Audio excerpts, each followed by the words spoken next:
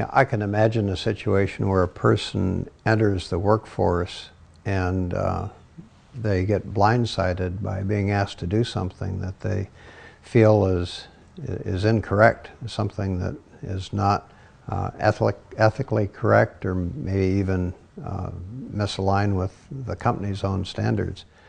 Well, these are critical moments. The head of Scandinavian Airlines a number of years ago called the moments of truth.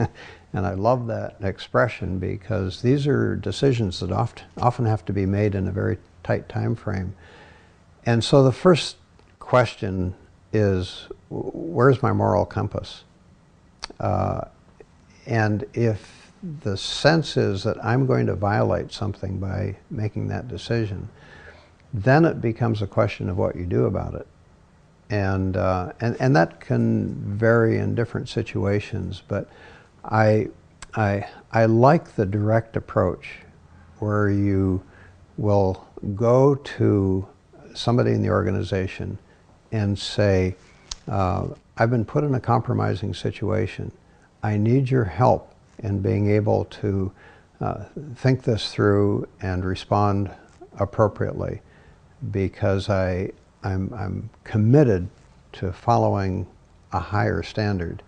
And I may be confused about what I'm being asked to do, but it just doesn't sound right to me. So if you understand that I'm not saying it's immediately a black or white situation, but you dig into it deeper, and in effect give the organization or the person who's asked you to do something an opportunity to redefine it, to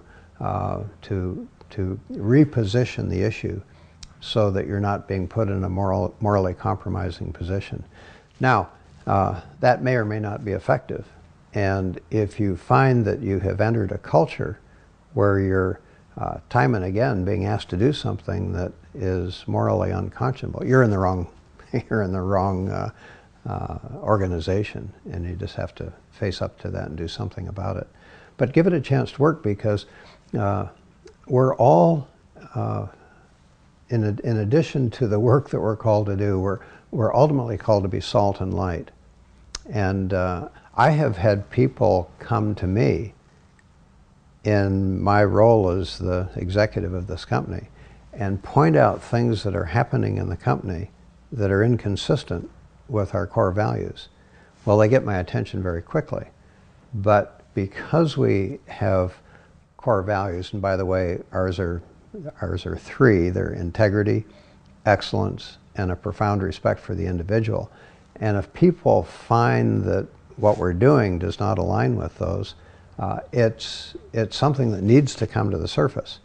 And because we have defined those values, because we say we stand by them, it really gives people the liberty to step forward when they see they're being violated.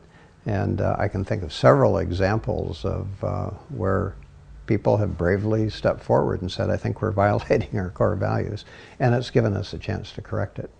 So really, people throughout the organization can be partners in helping keep a company on track.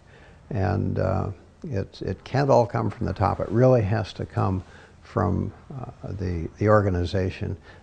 People are making decisions every day, how a phone gets answered, how a irate customer is responded to, whether we ship something that may be marginal quality-wise. These are all grassroots types of decisions that are having to be made. So the responsibility of leadership is to shape the culture in such a way that those decisions are virtually automatic, and they're made without risk that the person making that decision is somehow going to run afoul of the company if they do the right thing.